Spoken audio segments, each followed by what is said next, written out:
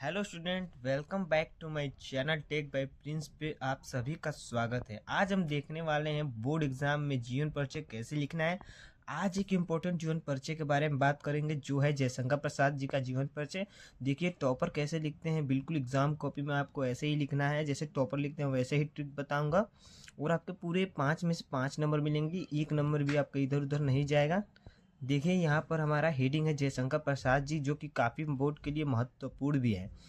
देखिए हमने यहाँ पर हेडिंग डाला है जयशंकर प्रसाद जी। देखिए अब इनका एक ब्रैकेट बना लेना हमें पूरा इसी तरीके से जैसे मैंने बनाया है, और यहाँ पर इनका नाम, जन्म स्थान, पिता का नाम, इनकी शिक्षाएं, इनकी कुछ रचनाएं, उनकी मृत्यु। ठीक है, यहाँ पर हमने नाम लिखा है जयशंकर प्रसाद, जन्म 1889 ईस्वी, जन्म स्थान काशी, पिता का नाम देवी प्रसाद साहू, इनकी शिक्षा जो हुई 8वीं तक हुई, रचनाएं स्कंदगुप्त, अजात शत्रु, चंद्रगुप्त, मृत्यु इनकी 1937 ईस्वी में हो गई थी। ठीक है, इतना लिखने के बाद आपको नीचे हेडिंग डालना है जीवन परिचय। ठीक है, जैसे यहाँ पर जीवन परिचय डालना है, उस लाइन को छोड़ के हम नीचे से लिखना स्टार्ट करते हैं। देखिए यहाँ पर लिखा है, यहाँ पर आपको हेडिंग लिख लेना है जयशंकर प्रसाद, उस लाइन को छोड़ के हम नीचे से लिखना स्टार्ट करते हैं इनका जीवन परिचय। देखिए जयशंकर प्रसाद जी का जन्म, ठीक है, ऐसे ही लिखना है। अगर आपको याद करना है तो पूरा इसको लिखकर याद कर लीजिए, नहीं तो मैं बोल रहा हूँ उसको सुन के आप दोहराइए और याद कीजिए। ठीक है, जयशंकर प्रसाद जी का जन्म 1889 में काशी के प्रतिष्ठित परिवार में हुआ था।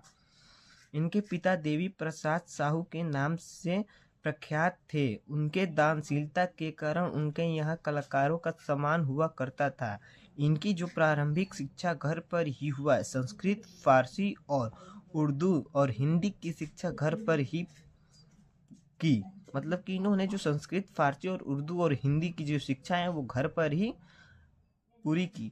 किंतु किंतु वो 8वीं कक्षा से ज़्यादा नहीं पढ़ पाए। लेकिन वो 8वीं कक्षा से ज़्यादा नहीं पढ़ पाए। 12 वर्ष की अल्प आयु में ही इनके पिता का देहांत हो गया। देखिए जयशंकर प्रसाद जी जब 12 वर्ष के थे तो इनके पिता का देहांत हो गया।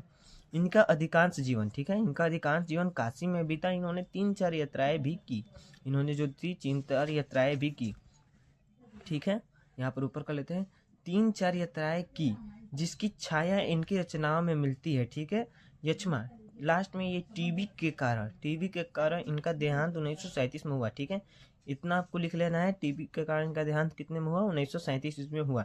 ठीक है, इतना लिखने के बाद आपको नीचे हेडिंग डालना है रचनाएं। ठीक है, रचनाएं में इनकी 2-3 रचनाएं लिख लेनी है, जैसे यहाँ पर लिखा है स्कंदगुप्त, अजात शत्रु, चंद्रगुप्त। ठीक है, इतना लिख के पूरा आपको ऐसे ही छोड़ देना है और आपका एक नंबर भी नहीं कटेगा। आपको पूरी की पूरी 5 नंबर मिलेगी एग्जाम कॉपी में। एग्जैक्ट आपको ऐसे ही लिखना है। यहाँ पर ऊपर लिखा है, देखिए इतना ब्रैकेट बना के इनका नाम, जन्म स्थान, पिता का नाम, शिक्षा, रचनाएं और मृत्यु लिख लेनी है।